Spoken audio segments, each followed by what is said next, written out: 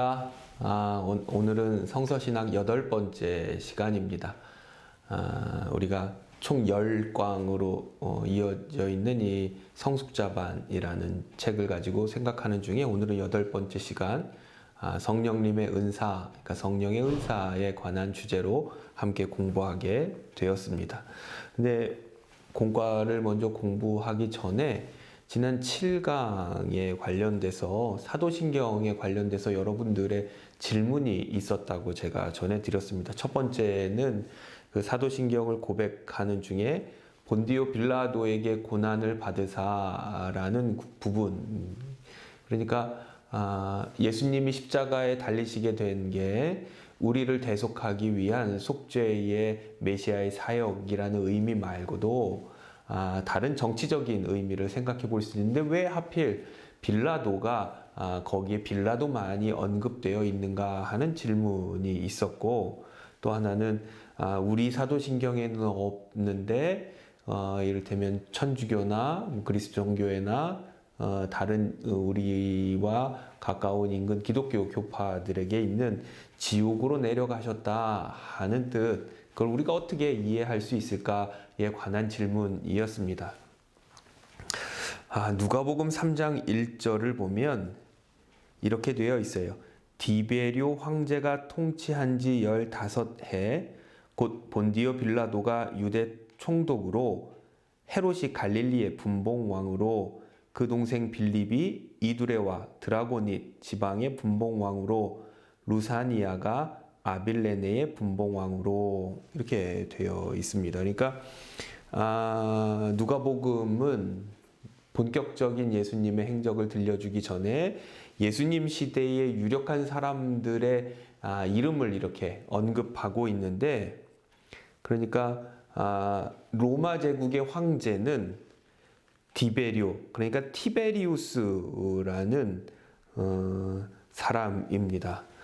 주 14년에서 37년 사이에 통일 로마 제국을 다스렸다고, 두 번째 로마 황제라고 전해지는 사람인데, 그러니까 로마는 티베리우스, 디베리오가 다스리고 있었고, 그 로마가 점령하고 있었던 속국에 로마에서는 본디오 빌라도를 유대 지방의 총독으로 파견한 거죠. 이를테면 우리가 일제 강점기에 일본에서 조선 총독부를 통해서 총독을 파견했듯이 그렇게 돼 있었던 거고, 그 당시 유대 지방은 셋으로 이렇게 나뉘어서 분봉왕들이 통치하고 있었는데, 헤롯이 갈릴리, 예수님이 활동하셨던 주변 지역인 갈릴리를 중심으로 되어 있던 곳은 헤롯이 분봉왕으로, 그의 형제들이 그 인근 지방을 이렇게 셋이 다스리고 있었고, 로마가 그 지역을 관할하기 위해서 보냈던 사람이 본디오 빌라도였던 거죠. 그런데 누가복음 23장 1절로 12절에 보면 예수님이 그 유대 무리들, 유대 종교 지도자들, 당국자들이 선동한 유대 무리들이 빌라도에게 고발하고, 그래서 빌라도의 재판을 받고 또 헤롯의 재판을 받고, 그 헤롯이 다시 빌라도에게 보내고 빌라도가 십자가형을 언도하는 그런 이야기가 있습니다. 그러니까 당시 예수님이 십자가에 못 박히게 된 상황을 그 신학적이고 구원론적인 의미는 말고 당시 정치적인 역학 관계에서만 보면 유대 종교 지도자들이 예수님의 하나님 나라의 선포와 구원 사역을 못마땅하게 여겼고, 그래서 예수님을 죽이기로 그렇게 결의를 합니다. 그때에 유대에는 예수님을 죽일 만한 사형을 언도할 만한 로마의 식민지였기 때문에 사형을 선고하고 집행할 만한 권한이 유대에는 없었기 때문에 로마가 사형을 선고해 주어야만 했습니다. 그래서 유대 종교 지도자들은 자꾸 빌라도에게 이렇게 고발하고 고소하고 했던 거죠. 근데 빌라도는 그 일에 연루되고 싶지 않았습니다. 하지만 연루되고 싶지 않아도 피할 수 없었기 때문에 그래서 피하려고 했던 노력이 그 지역을 관할하고 있었던 헤롯에게 보내기도 하고 자기는 예수님에게서 죄를 찾지 못하겠다고 그렇게 하기도 했지만 결국 빌라도가 예수님에게 십자가형을 언도하게 되는 그런 상황이 일었죠. 그러면 헤롯도 관련돼 있고 유대 종교 지도자들도 관련돼 있고 빌라도도 관련돼 있는데 어째서 본디오 빌라도만 사도신경에 언급되어 있는가?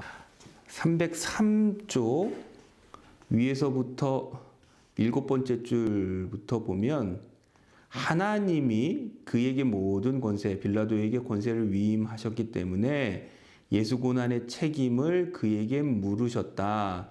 그렇다면 우리에게 주어진 권세나 지책, 물질은 우리 홀로 누리라고 주신 것이 아니라 하나님께서 당신의 정의와 진리를 구현하라고 우리에게 위임하신 것이라. 이렇게 설명하고 있습니다. 그러니까 빌라도가 가장 큰 책임을 갖고 있었고 그래서 빌라도의 이름이 언급되어 있다. 그렇죠. 왜냐하면 유대 지역의 왕인 헤롯이 사형을 선고할 수가 없었습니다. 사형 선고할 수 있는 권한은 로마에 있었기 때문에. 그러니까 유대 종교 지도자들도 예수님을 사형시키려고 대부분의 계략과 나쁜 짓을 했지만 그들이 예수님을 사형할 수는 없었고 사형을 선고할 수 있는 권한은 로마에 있었고 그것을 예수님에게 집행한 사람은 바로 본디오 빌라도였거든요. 그래서 교제는 그런 부분을 가지고 본디오 빌라도에게 가장 큰 책임과 권한이 있었고 그래서 본디오 빌라도가 대표적으로 사도신경에 언급되어 있고 우리는 이것을 통해서 하나님께서 우리에게 맡기신 권한과 위임을 어떻게 사용해야 하는지에 관한 교훈을 받을 수 있다. 이런 이제 교제 언급은 우리가 충분히 받아들일 수 있다 하는 겁니다. 그런데 그것과는 별도로 왜 본디오 빌라도라는 이름을 분명하게 언급했을까?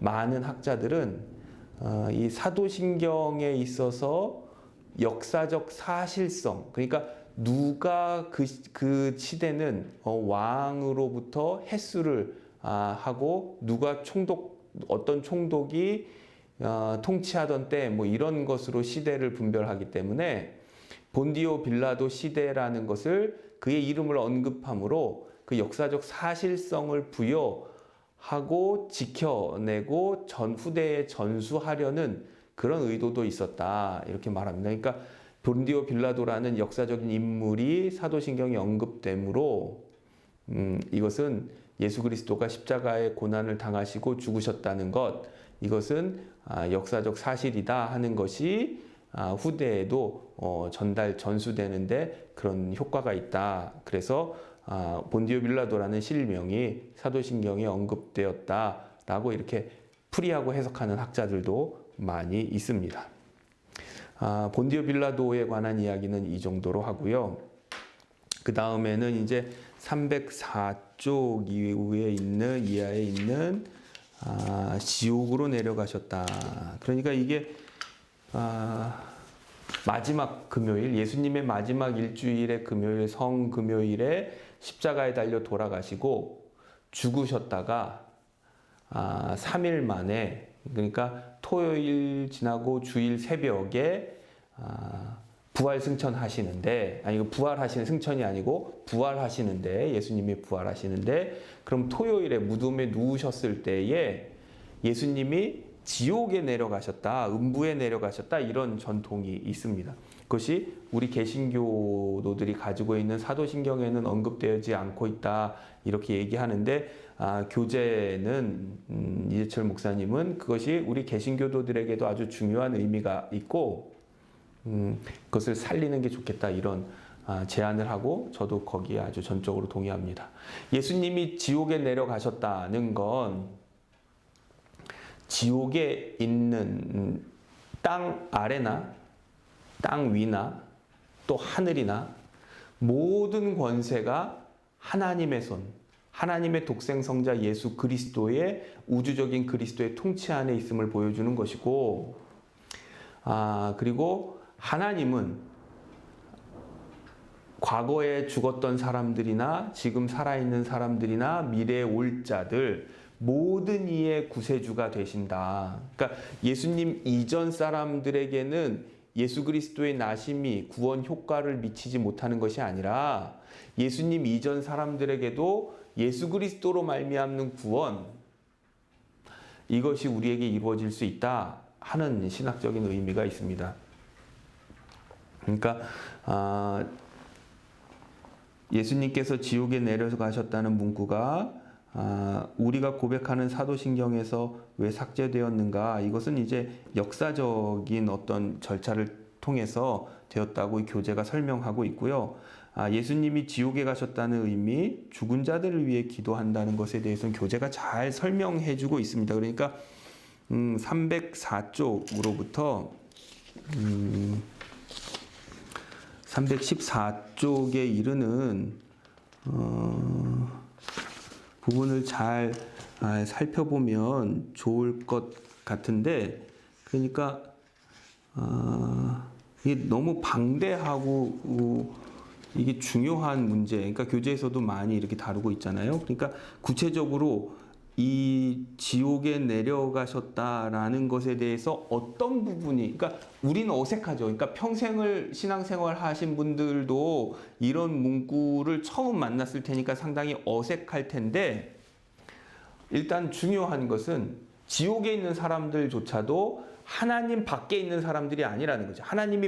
하나님이 포기하거나 구원하시기를 포기하거나 구원하실 수 없거나 구원의 희망이 전혀 없거나 하는 존재들이 아니라는 거.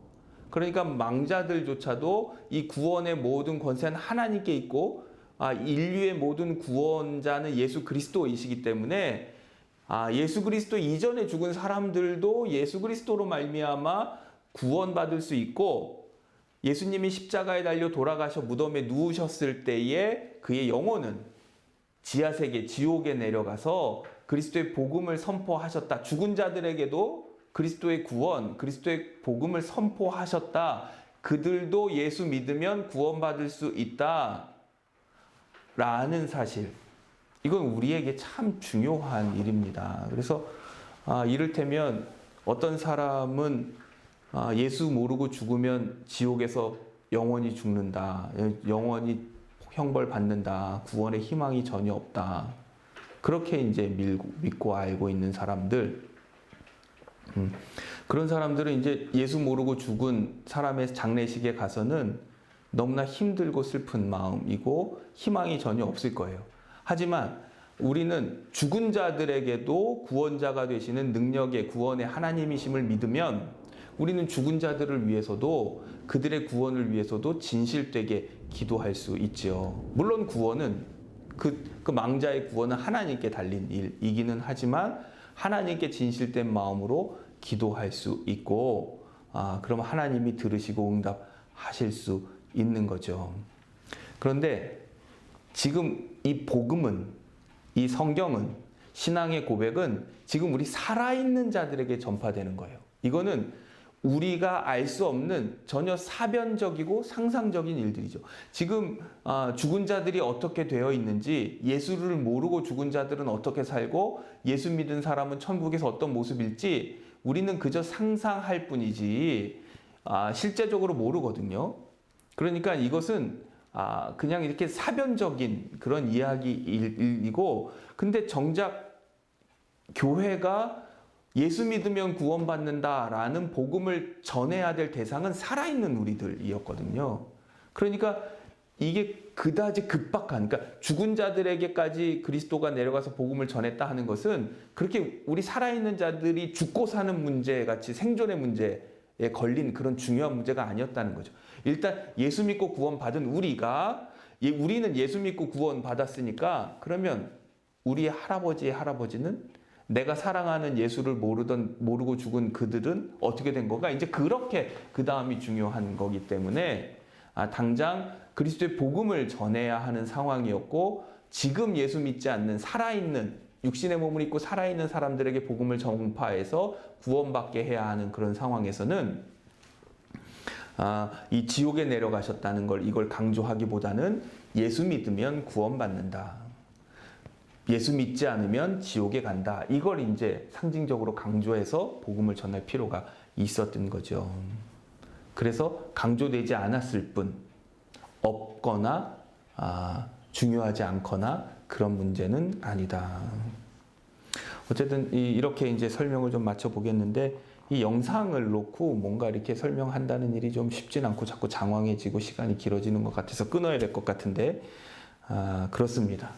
이게 더 의문이 되면 나중에 이제 또 저와 직접 만나서 이야기해 볼 수 있는 그런 시간이 있었으면 좋겠습니다. 그럼 오늘의 주제로 넘어가서 성령의 은사 331쪽을 보면 저자는 한국교회에서 성령의 은사와 관련해서 많은 오해와 문제가 있었는데 그것은 성령의 은사에 관한 이해를 바로 하지 못했기 때문이라 이렇게 지적합니다.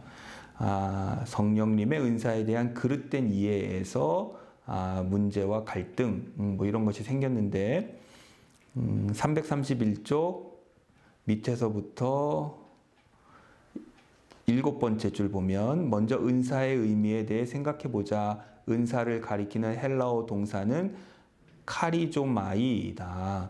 친절을 베풀다, 호의를 베풀다 또는 만족하다는 의미다. 그러므로 성령의 은사를 받았다는 것은 하나님께로부터 친절과 호의를 입었다. 은혜를 받았다. 성령에 의해서 만족함을 얻었다. 이런 뜻이다. 그러니까 은사는 하나님의 은혜를 받았다. 하나님의 은혜, 친절과 호의를 입었다. 이런 의미가 기본적으로 있다는 거죠. 그런데 그 은사를 가리키는 말의 헬라어 명사는 카리스마인데 332쪽 위에서 네 번째 줄에 카리스마는 선물, 증여 이런 뜻인데 이것은 그저 값없이 준다. 그러니까 하나님께로부터 거저주는 선물을 값없이 주는 선물을 충만하게 풍족하게 받았다. 이것이 이제 은사가 가진 기본적인 의미이고 저자는 거저받았으니 거저주는 사람이 은사를 받아 잘 쓰는 은사를 은사의 목적대로 쓰는 사람이라 이렇게 지적합니다. 은사를 가리키는 헬라어 명사는 카리스마로 선물 증여라는 뜻이다. 선물과 증여는 값없이 그냥 주는 것이다. 은사를 받았다는 것은 하나님께로부터 거저 선물을 받았다는 말이다. 그러므로 은사의 사람은 하나님께로부터 거저 받은 선물을 또 누군가에게 거저 나누어주는 사람이다. 하나님께서 선물을 거저 주신 목적이 거기 있기 때문이다. 그러면 이렇게 성령의 은사에 관해서 유의할 점들을 살펴보자 이렇게 하는데 333쪽 중간쯤 보면 첫째, 은사는 선물이므로 선물은 아무나 받는 것이 아니라는 점이다. 그 밑으로 두 번째 줄, 성령님이 보시기에 충분한 이유가 있기에 은사를 주신다. 그러므로 은사 받는 사람을 진심으로 존중해 줄 수 있어야 한다. 그리고 그 밑으로 하나, 둘, 셋, 네 번째 줄쯤 내려오면 반면에 은사를 받은 사람은 동일한 은사를 받지 못한 사람들에 대한 빚진 마음으로 자신이 받은 은사를 함께 나누고 그 은사를 사람을 섬기기 위한 도구로 사용해야 한다. 그러니까 하나님께서 어떤 특정한 경우에 특별한 사람들에게 특별한 은사를 주시고 은사를 주신 까닭이 있고 그러니까 은사를 받을 만한 이유가 있었고 그래서 은사 받은 사람들은 존중받아야 하고 또 은사를 받은 사람은 그 은사가 없는 사람들에게 빚진 마음으로 감사함으로 은사를 함께 나누는 일이 필요하다. 그렇습니다. 그런데 첫째 은사는 선물이므로 선물은 아무나 받는 것이 아니라 이것에 대해서 좀 잘 새겨서 우리가 이해할 필요가 있습니다. 아무나 받는 것이 아니다. 그러니까 어떤 특정한 은사는 특정한 사람에게 주는 하나님의 선택이죠. 그러니까 내가 이를테면 결혼 반지라는 선물을 아무한테나 줄 수는 없잖아요. 내가 결혼 반지를 뭐 우리 아버지한테도 주고 어머니한테도 주고 아들한테 주고 딸들한테 주고 아내한테 주고 그럴 수는 없는 거잖아요. 그러니까 결혼 반지라는 건 내 아내에게 특별한 경우에 특별한 사람에게 주는 선물인 거죠. 하지만 그렇다고 해서 나에게 선물이 결혼 반지 하나뿐인 건 아니죠. 커피도 있고 빵도 있고 케이크도 있고 떡도 있고 이럴 수 있단 말이죠. 그러니까 모든 사람에게 은사를 줘요. 그러니까 우리 인생은 그 시작부터가 하나님께서 생명을 주시고 하나님께서 존재를 주시고 하나님께서 나게 하셨기 때문에 아주 근본적으로 하나님과 관련 없이 하나님의 형상을 따라 지음받은 하나님이 창조하신 창조 세계에 하나님과 관련 없는 사람들이 없어요. 하나님과 관련 없는 존재들이 없어요. 모든 존재의 근원은 하나님이시기 때문에 뭔가 있다 그러면 하나님의 은혜인 거예요. 그렇기 때문에 아주 기본적으로 하나님의 은혜, 하나님의 은사를 받지 않은 사람은 없어요. 그러니까 모든 사람이 하나님의 은사를 받았다는 것과 하나님에게 은사는 아무나 받는 것이 아니다. 이 말이 서로 모순되는 말 같지만 이게 서로 같은 진리를 가리키는 말이라는 걸 우리가 인식해야 합니다. 하나님의 은사가 어떤 경우에는 은사는 선물이므로 선물은 아무나 받는 것이 아니라는 점도 진리이고 사실이고 우리 모든 인생들은 모든 존재들은 하나님의 은혜의 선물인 은사를 받았다는 것도 진리라는 거죠. 이것이 각각 어떤 면에 진리를 가리키는지 우리는 이것을 이게 아주 균형감 있게 생각해야 하는 거죠. 그러므로 아무나 받는 것이 아니라는 점이 모든 사람에게 하나님의 은혜의 선물이 이미 주어졌다라는 것을 부정하는 그런 문장은 아니라는 거 우리가 생각할 필요가 있겠습니다. 두 번째로 은사는 여러 가지라는 점이다. 여러 가지, 은사는 여러 가지, 다양하다는 거죠. 334쪽 밑에서부터 다섯 번째 보면 여러 가지로 번역된 헬라어 디아이레이스는 여러 가지이긴 하지만 그 뿌리가 동일하게 하나일 때 사용되는 단어이다. 그러니까 성령의 은사는 성령으로 받은, 성령으로부터 말미암는 다양한 형태의 선물. 그러니까 하나님께서 주신 선물이라는 거죠. 은사라고 말할 수 있는 건 다른 곳에서 온 것이 아닌 하나님께로부터 온 선물. 335쪽 위에서부터 여섯 번째 줄 은사의 뿌리는 성령님 한 분이시지만 각 사람에게 맞도록 여러 가지 형태의 은사를 주신다. 335쪽 맨 밑에 줄에 성령님을 받은 사람에 따라 여러 가지 형태의 은사가 각각 나타날 수 있다. 그렇죠? 우리 몸에는 다 나를 위한 내 존재가 살아가게 하고 돕기 위한 것이지만 손이 있고 발이 있고 머리가 있고 귀가 있습니다. 이것이 존재의 목적은 다 나를 위한 내가 잘 살도록 돕기 위한 이 몸이 활동할 수 있도록 하는 기관이에요. 교회를 보면 교회의 몸은 우리 각 사람들, 교회에 속한 성도들이고 교회의 머리는 그리스도예요. 우리 몸에 팔, 다리, 귀, 코, 눈 같은 지체가 있듯이 교회에도 각각 역할과 재능이 다른 지체들이 다 있는 거죠. 그것이 하나의 목적, 교회를 잘 세우고 그리스도의 몸을 세우려고 하는 하나의 목적으로 있으면서 다양한 역할을 하는 것이듯이 성령의 은사는 그러하다는 거죠. 셋째, 336쪽 위에서 5번째 줄, 은사를 통해 나타나는 모든 역사의 주체는 삼위일체 하나님이시라는 점이다. 그러니까 은사를 통해서 사람이 드러나지 않도록 하는 것이 중요하겠다, 이렇게 새겨볼 수 있습니다. 그러니까 은사는 선물이라고 했는데, 그 선물을 주고 받을 때에는 그 물건도 물론 중요하겠지만 그것을 주는 사람의 마음, 이게 더 중요한 거죠. 그러니까 선물을 받아가지고 그 선물을 준 사람을 잃어버리면 안 되는 거죠. 이를테면 제가 우리 아이에게 스마트폰을 선물로 주었는데, 아이는 아빠가 그 스마트폰을 왜 주었는지를 잃어버린 채 스마트폰만 쳐다보고 있어요. 스마트폰으로 시간을 보내고 스마트폰을 친구들에게 자랑하는 데만 써요.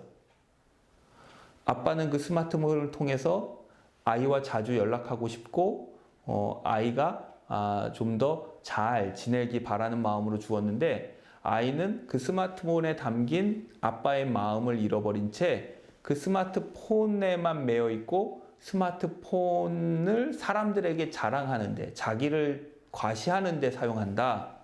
그럼 어떻게 하겠습니까? 아빠가 그 스마트폰을 빼앗습니다. 왜냐? 그 스마트폰을 준 그 목적을 잃어버렸기 때문에 그래요. 하나님이 우리에게 주신 목적, 그것은 하나님이 나에게 그 선물, 은사를 맡긴 까닭, 하나님의 영광을 위해서 우리 동료 교우들, 지체들, 다른 이웃들을 위해서 그것이 필요한 사람들에게 나눠주고 쓰라고 주신 것인데, 그것을 나 자랑을 위해서 아니면 나한테 있는 이것으로 스스로 만족하고 자랑하고 다른 사람들에게 과시하는 목적으로만 쓴다면 하나님과 상관없는, 하나님이 기뻐하시지 않는 그런 이제 은사가 되는 거죠. 그래서 은사를 통해 나타나는 모든 역사의 주체는 하나님이시다. 그 내가 받은 은사, 내가 가진 어떤 것으로, 하나님이 내게 맡기신 것으로, 사실 엄밀히 말하면 하나님이 내게 맡기시지 않는 것으로 내가 가진 건 없는데, 그것으로 나를, 사람을 자랑하고 교만하게 하는 일은 없어야 하겠다. 넷째, 336쪽 맨 아랫줄에 은사를 주시는 목적은 유익하게 하기 위함이다. 누구의 유익인가? 337쪽 맨 위에서 2번째 줄, 먼저 은사 받은 사람의 유익이다. 은사를 받은 사람은 하나님과 점점, 하나님의 선물을 받았으니 하나님과 점점 친밀해지고, 그 은사를 받은 사람은 그와 더불어 살아가는 사람들에게 유익을, 도움을 줄 수 있다. 그래서 유익하게 하기 위함이다.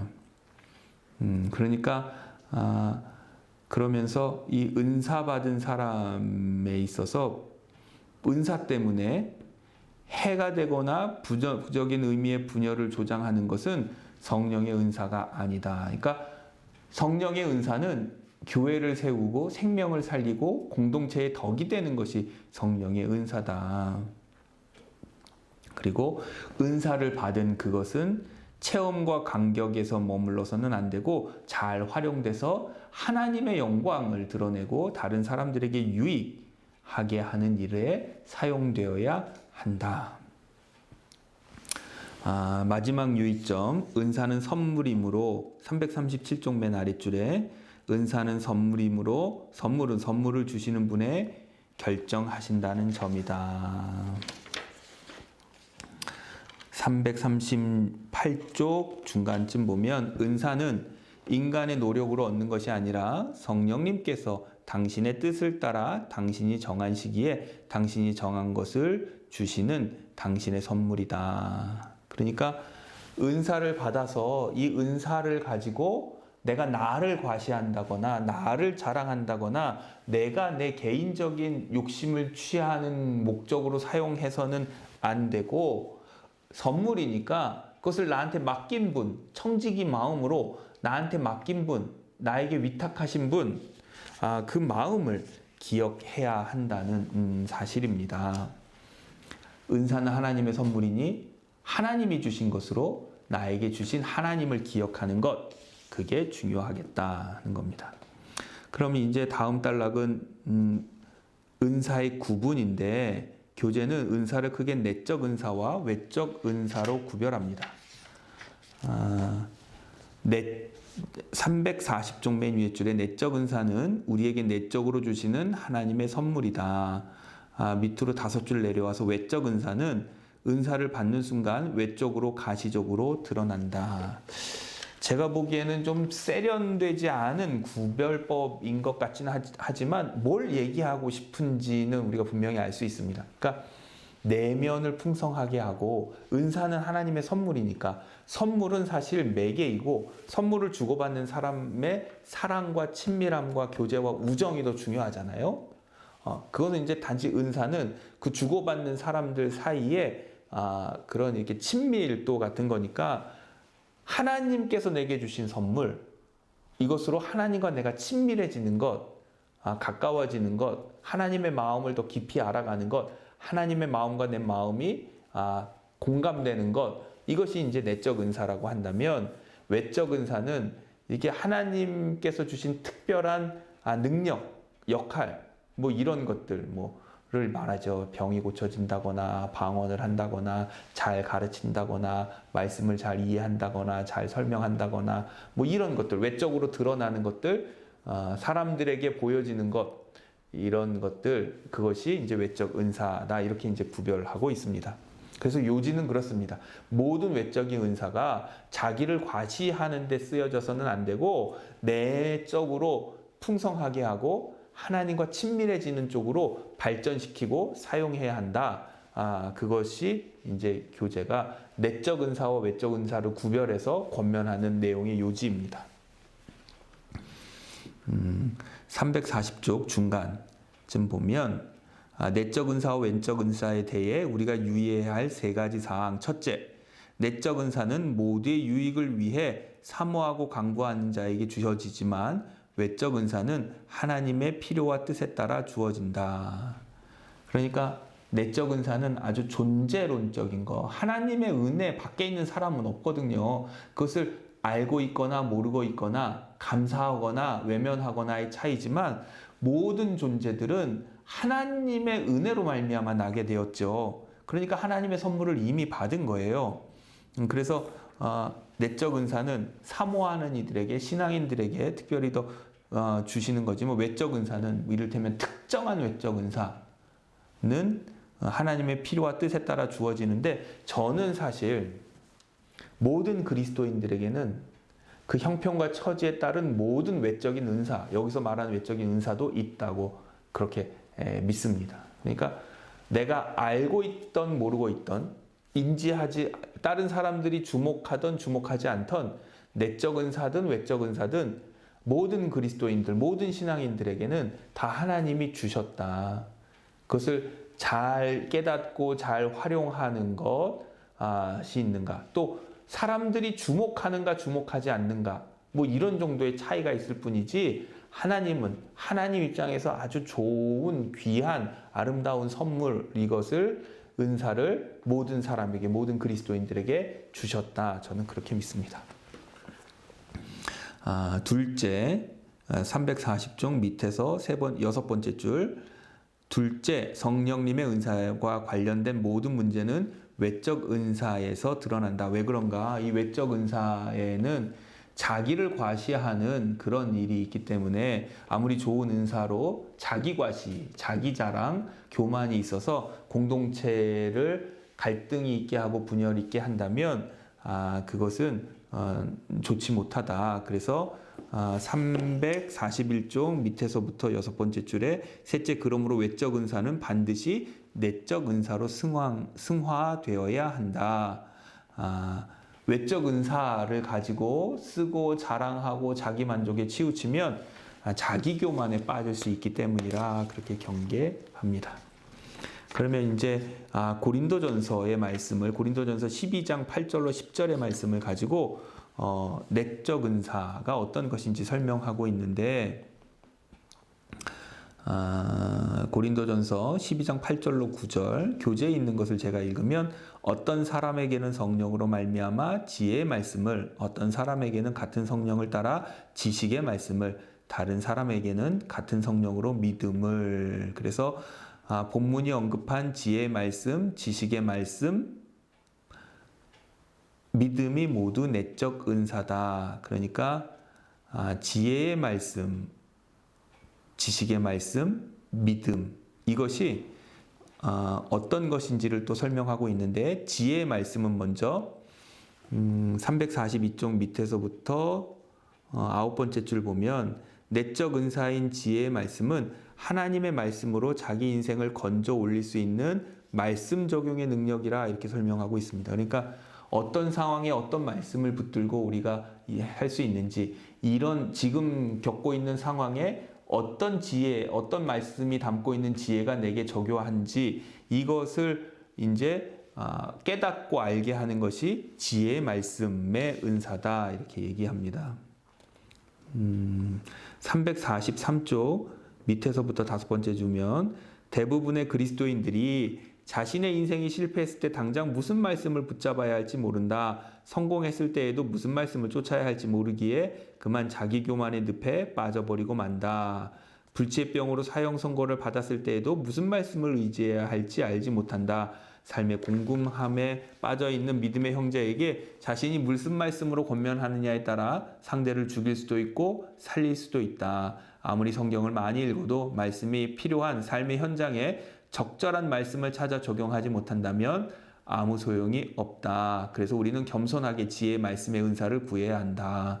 삶의 현장에서 적절한 말씀을 찾아 적용할 수 있는 것이 지혜의 말씀의 은사다. 이렇게 말씀하고 있는데,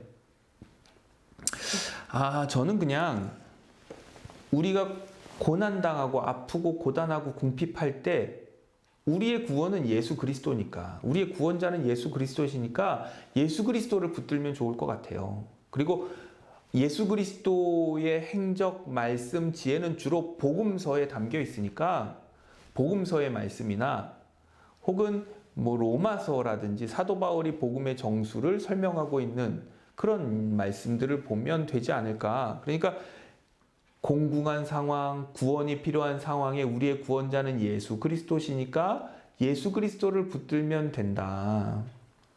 주님이 나의 구원되어 주신다.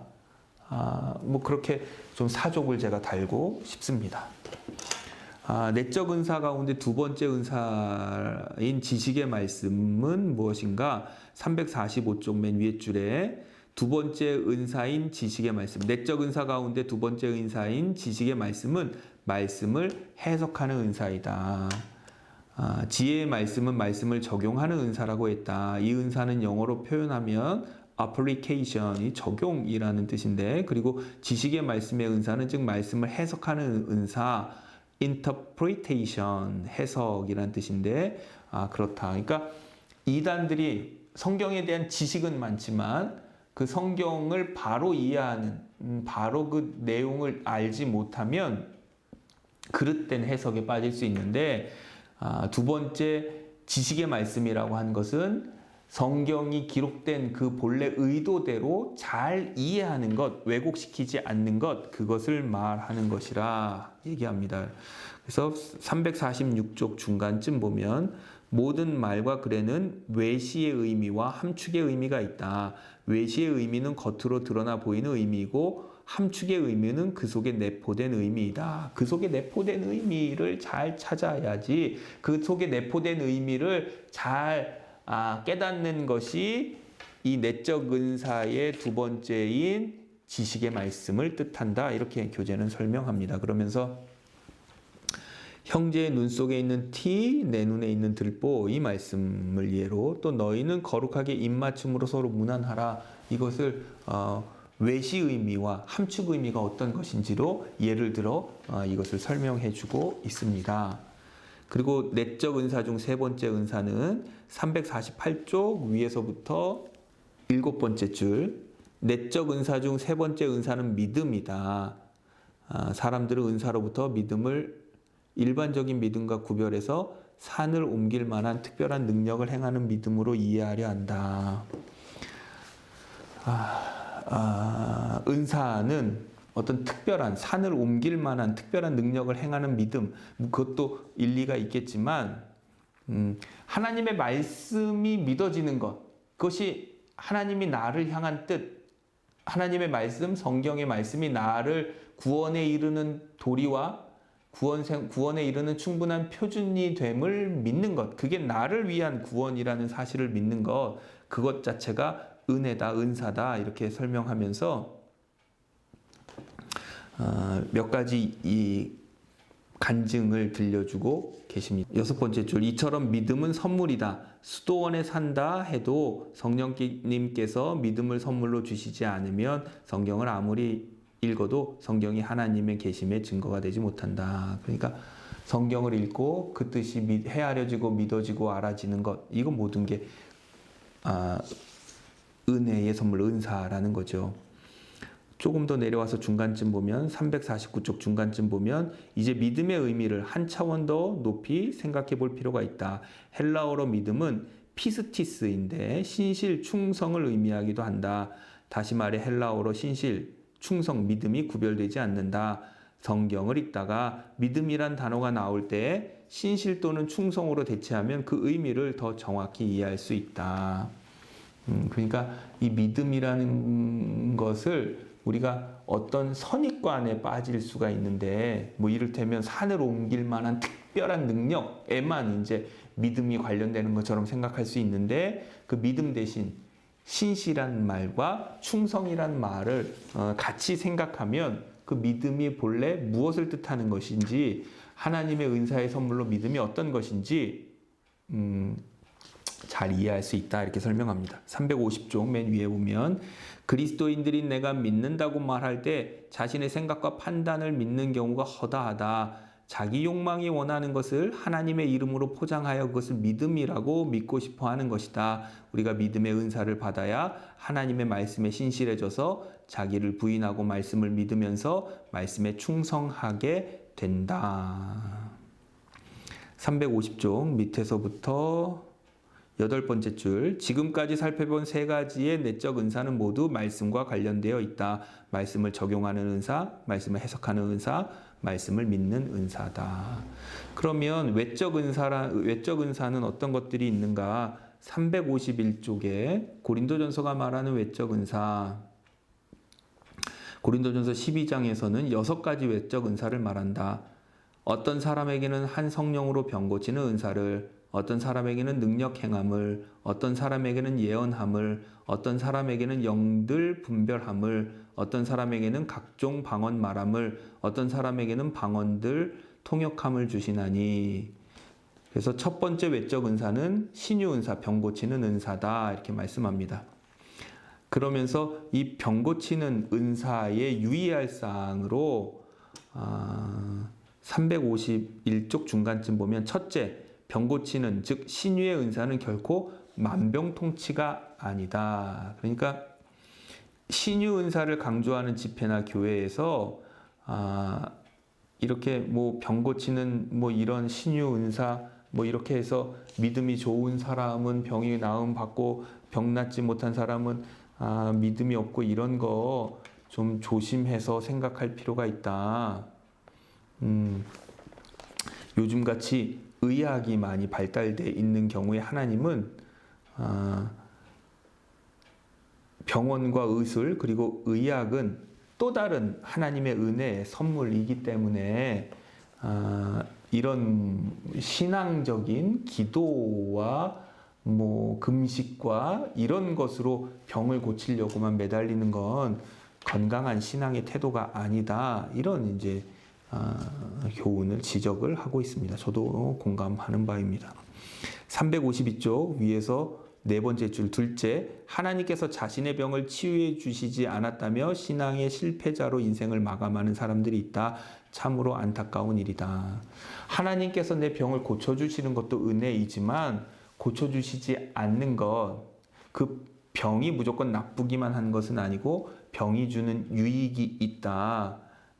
그러므로 그것을 찾아야지 신유의 은사만 강조되어서 병을 낫는 것만 관건인 것처럼 그게 우리 신앙의 전부이고 믿음의 척도인 것처럼 생각하는 것은 좀 지나친 것이라 이런 지적을 합니다. 셋째, 352쪽 밑에서 두 번째 줄, 예수님께서 병자를 고쳐주시고도 발설치 말 것을 명령하신 적이 여러 차례 있음을 잊지 말아서는 안 된다. 그러니까 병이 낫고 그것을 병 나은 것을 자랑하는 것, 하나님의 영광을 위해서 다른 사람의 유익을 위해서 간증하는 것이 아니라 자기 자랑의 도구로 삼는 것. 그래서 병 낫는 것 자체를 목적하는 것이, 목적 삼는 것이 되어서는 올바른 신앙인의 자세가 아니다. 예수님을 믿고 따르는 목적을 그저 병 낫는 것에만 두어서는 안 된다. 그래서 이 외적 은사는 내적 은사로 승화되어야 하고 병 고치는 은사 역시 내적 은사로 승화되어야 한다. 그렇게 권면합니다. 이 병 고치는 육체의 치유를 위해서도 기도하지만 353쪽 중간쯤 보면 동시에 그의 영혼이 강건해져야 하는 것을 위해서도 기도해야 하고, 영혼이 얼마나 건강한가를 이렇게 가를 수 있는, 판단해 볼 수 있는 것은 죽음의 의미와 가치를 아는가를 묻는 거라고 합니다. 그러니까 우리 이 신앙인의 참된 생명은 영생, 하나님 안에서의 천국에서의 삶인데, 이 육신의 죽음, 육신의 병, 이것을 지나치게 거기에 매여가지고 그 육신의 병이 고쳐진 사람만 신령하고 능력 있고 믿음 좋고, 육신의 병으로 인하여 먼저 세상을 떠난 사람에게는 믿음이 없고 신앙에서 실패하고, 뭐 이런 식으로 판단해서는 안 되고, 우리는 죽음 이후의 영생을 믿으니 영원한 생명, 죽음을 담담하게 받아들여서 천국에 갈 수 있는 그 믿음과 신앙이 우리에게 있는지 이것을 살펴보는 것이 그 영혼이 얼마나 건강한가를 판단해 볼 수 있는 시금석이라 이런 말씀을 합니다. 354쪽 밑에서부터 10번째 줄쯤 보면 두 번째 외적 은사는 능력 행함이다. 이 능력 행하는 것, 어떤 특별한 능력을 행하는 것도 중요하지만 그 능력을 체험한 다음에 그의 삶에 어떤 변화가 있었는지 이것이 더 중요하다는 이야기를 합니다. 그러니까 능력 행함이 외적으로 드러나는 은사이긴 하지만 이 외적으로 경험되고 한 것이 내적으로 삶으로 승화되어야만 진정한 하나님의 선물일 수 있다, 이런 말씀을 합니다. 세 번째 외적 은사는 예언이다. 근데 이 예언이 점쟁이식, 미래를 맞추는 점쟁이식 예언은 아니다, 이런 점을 말씀합니다. 그 예언의 은사에 대해서 유의해야 될 점이 356쪽 맨 위에 줄에 첫째, 하나님의 예언에도 반작용을 위한 예언이 있다. 그러니까 이를테면 너 그렇게 앞뒤 재지 않고 초콜릿 단 거 많이 먹으면 건강도 나빠지고 살 많이 찐다, 이렇게 예언하는 건 그렇게 되라는 뜻이 아니라 단 것도 좀 줄이고 먹는 것도 좀 줄여서 조절해서 다이어트해서 그 건강한 몸을 좀 유지하도록 해라, 그런 권면이잖아요. 그 얘기를 듣고 그 아이가 자신의 몸을 관리해서 단 것을 이제 그만 먹고 사탕도 좀 줄이고 해서 건강한 몸을 유지할 수 있잖아요. 그게 예언이 실패한 것이 아니라는 거예요, 이를테면. 그게 이제 356쪽 중간쯤 보면 하나님께서 악인에게 너는 죽을 것이라고 예언하신 것은 정말 죽으라는 것이 아니라 회개하고 반드시 살라는 의미라. 그렇기 때문에 이 예언을 미래를 맞추는 점쟁이식 예언으로 이해해서는 안 된다, 그런 설명입니다.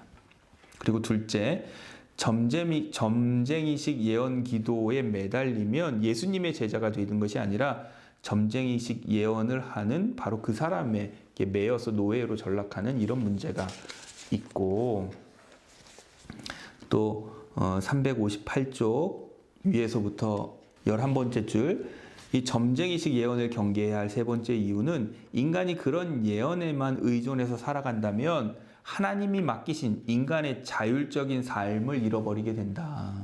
그 예언에 매여서는 하나님이 내가 결단하고 실행하고 또 책임지는 그런 자율적인 존중되는 그런 주체적인 삶을 허락하셨는데 그것을 잃어버려서 안 된다 하는 뜻입니다. 그럼 예언의 참된 의미가 뭘까? 359쪽 위에서 네 번째 줄 보면 예언의 참된 의미가 무엇일까? 예전에 한국교회가 예언자를 한자로 미리 예자를 사용해서 예언으로 표기했다. 그래서 예언자는 미래에 일어날 일을 점쟁이처럼 미리 얘기해주는 사람으로 이해했다. 그러나 지금은 맡길 예자를 사용하여 예언자로 표기한다. 이것이 예언자의 원뜻이기 때문이다. 예언자를 뜻하는 히브리어 나비는 점쟁이처럼 미리 말해주는 사람이 아니라 하나님의 말씀을 맡은 사람이다.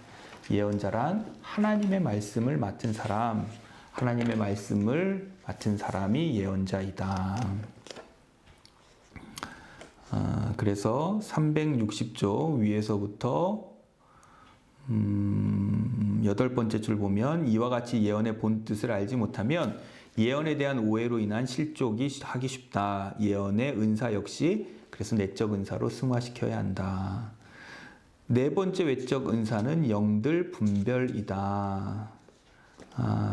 그러면서 영들을 분별하는 은사, 이게 우리가 말씀의 토대 위에 경계해야 할 영들, 그러니까 좀 왜곡된 영들, 좀 왜곡된 신앙의 행태들에게는 이런 것이 있다는 거죠. 361쪽 밑에서 두 번째 줄, 첫째, 회개를 말하지 않는다. 362쪽 두 번째 줄, 둘째, 심판과 회개만 말한다. 그 밑으로 셋째 줄 내려와서 셋째, 사랑과 용서만 강조한다. 넷째, 기도나 찬양만 하게 한다. 그 밑으로 두 번째 줄 다섯째, 그리스도인의 의무는 말하지 않고 복과 권리만 강조한다.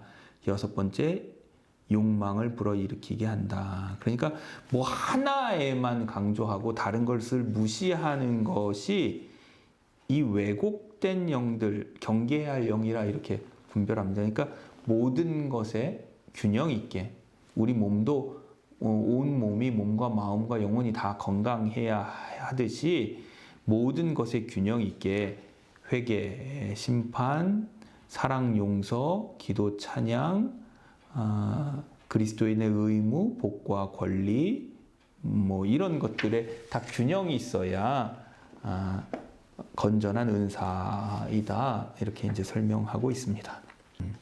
그 다음에 363쪽에 밑에서 세 번째 줄, 다섯 번째 외적 은사는 방언이다. 방언이란 이해할 수 있게 되는 그런 거라 이렇게 이제 설명하는데 364쪽 중간쯤 보면 방언이 은혜로운 까닭은 성령님께서 자신과 함께 하심을 확인하는, 그러니까 방언으로 인해서 하나님과 나만 아는 이 친밀한 대화를 통해서 하나님과 더욱 친밀해진다는 거죠. 방언은 그런 의미에서 중요하고 이런 방언은 내적 은사로 승화시켜야 하는데, 그러면 이를테면 이 하나님과 친밀해지는 말인 방언으로 하나님과 친밀해져 이 내적 은사로 승화된다는 게 뭔가 하나님의 뜻을 알게 된다는 거죠. 하나님의 뜻을 알게 되고 또 평소에는 이해하지 못했던 사람의 말, 사람 사이의 말도 알게 된다는 거니까 방언, 그리고 그 다음에 이제 366쪽엔 방언의 통역도 이야기하고 있는데, 그러니까 이 방언은 친밀해져서 말이 통하게 되는 것을 말해요. 그게 이제 하나님과 사람 사이의 방언으로 친밀해지고 그 방언을 통역해 줌으로 인해 사람과 사람 사이에 하나님의 뜻이 잘 전달되고 통용되는 거. 그래서 제가 좀 그림으로 그려보면 뭐 이런 식이 될 수 있을 거예요.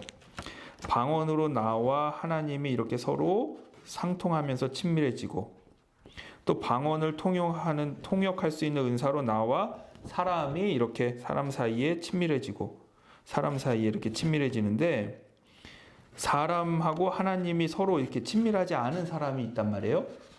하나님과 사람 사이가 친밀하지 않은 경우에 내가 방언의 은사와 방언 통역의 은사를 받으면 나를 통해서 이렇게 이 사람이 하나님과 가까워지게 돕는 그런 은사가 있을 것이고, 또 방언의 은사와 방언 통역하는 은사로 이 사람과 이 사람은 서로 이해하지 못하고 통용되지 않지만 나를 통해서 서로 이해할 수 있는 그런 이제 이 길이 열린다. 이런 정도로 방언의 은사가 내적 은사로 승화되면 된다. 이렇게 이제 설명하고 있습니다. 결론 보겠습니다. 367쪽 밑에서 세 번째 줄에 첫째, 모든 은사는 내적 은사로 승화되어야 한다. 그러니까 이게 이제 공동체의 유익이 되는가, 나의 신앙이 성숙하고 성장하는가, 뭐 이제 그런 것으로 점검해 볼 수 있다. 둘째, 모든 은사는 X의 삶을 구현하기 위한 성령의 선물이다. X의 삶이란 이를테면 하나님을 사랑하는 것과 사람을 사랑하는 것의 균형인데, 이것은 교재 201쪽에 보면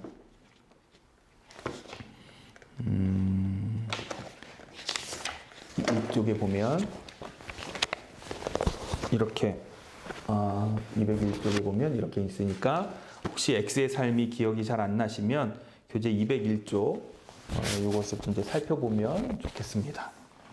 X의 삶, 하나님을 사랑하고 이웃을 사랑하는 것을 균형 있게 이루는 삶이고, 셋째, 이 세상에 속박당하지 않는 성숙한 그리스도인으로 살아가는 데 필요한 은사는 영생이다. 368쪽 밑에서 두 번째 줄. 그래서 이 죽음과 관련해서 자신의 죽음을 준비하는 것, 뭐 이런 것에 자신의 장래를 생각하는 것, 이런 것에 대한 제안을 해주고 계신데, 저는 좀 잘 우리 그리스도인들이 한 번은 꼭 생각해 볼 만한 문제들을 던져주고 있다, 이렇게 생각합니다.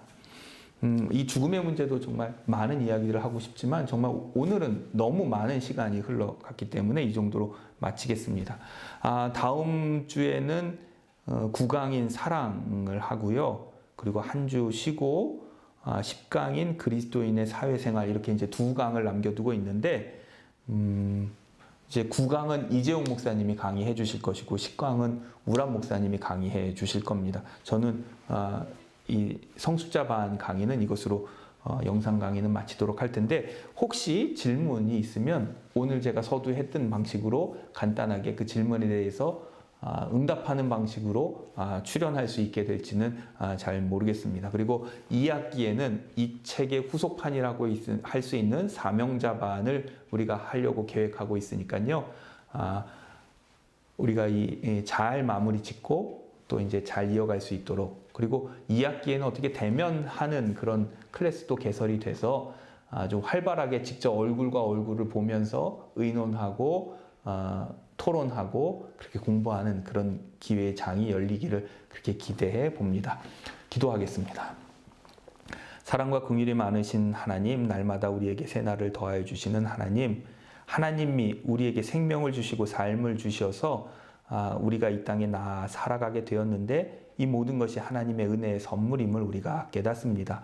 오늘 우리가 하나님의 은사에 대해서, 성령의 은사에 대해서 생각해 봤는데, 우리가 이 주제를 가지고 공부하고 생각하는 동안 하나님의 은사, 성령의 은사에 대한 바른 이해가 있게 하시고, 내가 받은 은사를 깨닫게 하시고, 내가 받은 은사를 잘 활용하게 하시어 하나님께 영광이 되며 많은 이들에게 유익과 기쁨과 위로와 평안을 끼치며 우리 교회를, 공동체를 더욱더 튼튼하고 돈독하게 아름답게 가꿔감으로 내가 하나님의 일에 크게 쓰임받는 믿음의 사람으로 든든히 서갈 수 있도록 주님 도와주옵소서. 하나님의 은사로 더욱더 하나님과 친밀해져서 우리 신앙이 성숙하고 이로 인하여 하나님의 영광을 덧입어 믿음으로, 은혜로 살아가는 우리 삶이 이 성경 공부를 붙들고 하나님의 은사를 사모하는 모든 성도들에게 함께하게 하여 주옵소서. 오늘도 하나님 우리와 함께하시고 지혜의 영이신 성령께서 함께하여 주심을 감사하며 우리 구주 예수 그리스도의 이름으로 기도드립니다.